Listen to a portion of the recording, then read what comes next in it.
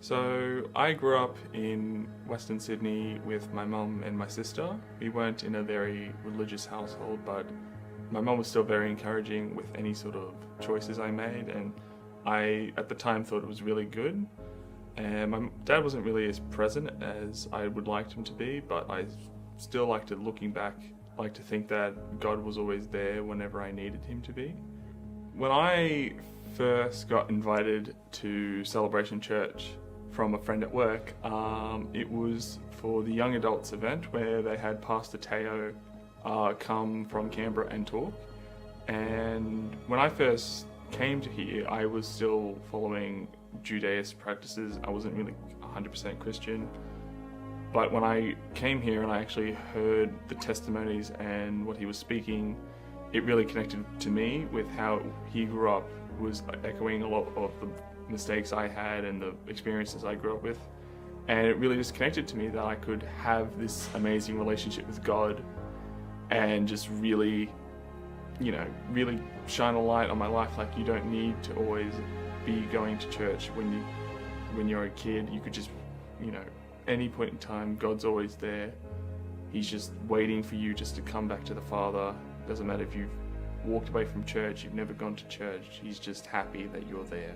That's really something that I've grown to love with God, that I can make mistakes, and I have in the past year that I've been coming to Celebration. When I think back to the moment in my life that I want to give it all to God, was in April last year when Celebration were doing baptisms, and I just, felt in my heart that God just wanted to make it clear to me that you should go get baptized and give your life to me, because it's just what I want for you. I just only want the best for you. And I was unsure for a bit, but then when I looked at the date, it was the day before my birthday. I thought this is really symbolic, to the point where I could get baptized, and then from the next day on and forward, it would be a new part of my life. So I just thought, God, I'll leave it to your hands, and just trusted him fully. When I first came to Celebration Church, I was very interested in going to this event called the Heart and Soul. And when I went to Heart and Soul, there was a part where we could pray for healing or miracles in our life. And I was very interested in just praying for my sense of smell to be healed, because I lost it when I was a kid and I didn't have it for over 10 years. And once we prayed for it, a few days later, within like the week or so, I woke up to the smell of my roommate burning toast.